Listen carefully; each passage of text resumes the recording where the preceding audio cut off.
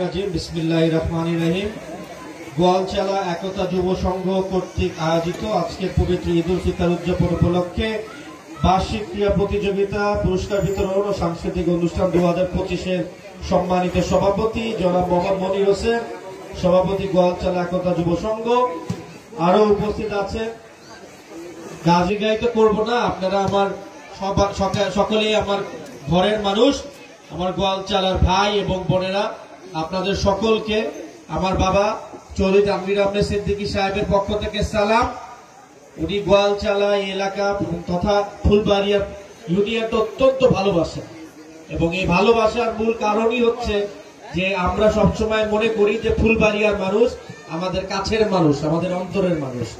এবং এই জন্য আপনারা ফুলবাড়িয়া ইউনিয়নে যতগুলো স্কুল দেখবেন তার প্রায় সবগুলা স্কুলের জমিদাতাই কিন্তু আমরা।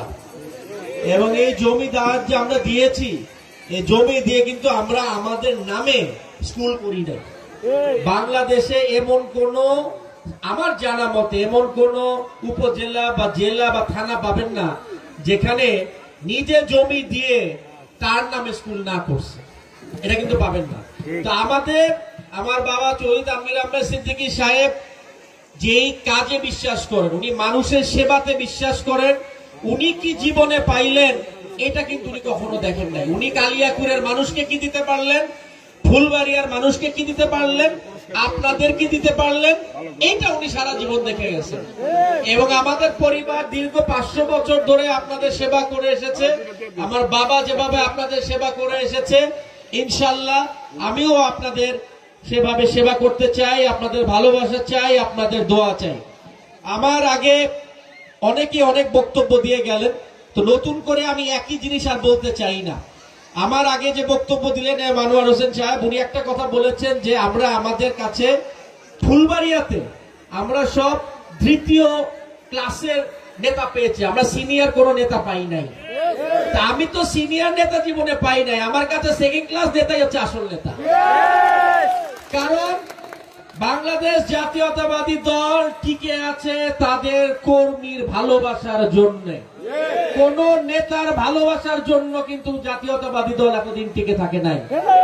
আওয়ামী লীগ শেষ করার চেষ্টা করেছে, তার আগে এরশাদ শেষ করার চেষ্টা করেছে, তার আগে শেখ মুজিব শেষ করার চেষ্টা করেছে, তারা কিন্তু পারে নাই। কেন পারে নাই?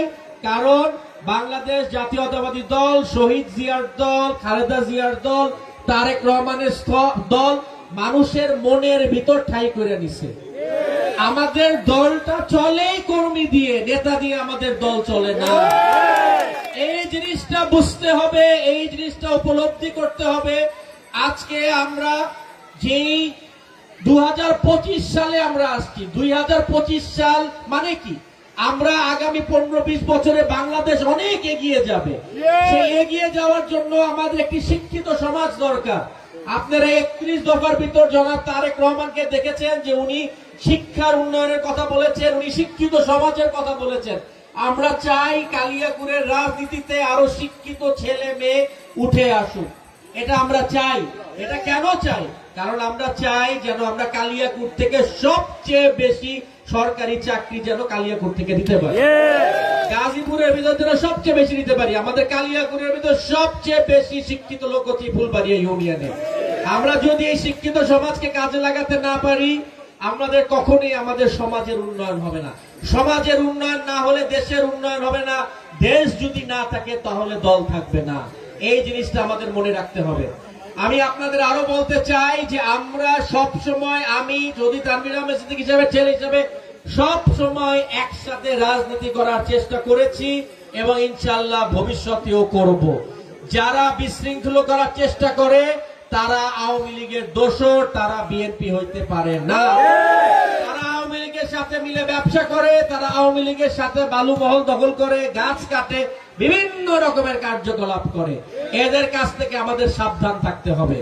এবং আপনাদের সকলকে, আমার বক্তব্য দীর্ঘায়িত না করে আপনাদের সকলকে আমার বাবা চৌধুরী তানভীর আহমেদ সিদ্দিকী সাহেবের পক্ষ থেকে ঈদের শুভেচ্ছা জানাচ্ছি।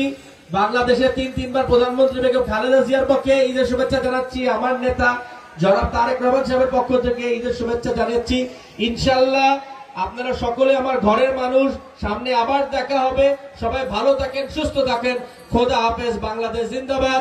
শহীদ জিয়া অমর হোক। খালেদা জিয়া জিন্দাবাদ। তারেক রহমান জিন্দাবাদ। কালিয়াকৈর জিন্দাবাদ। আসসালামু আলাইকুম।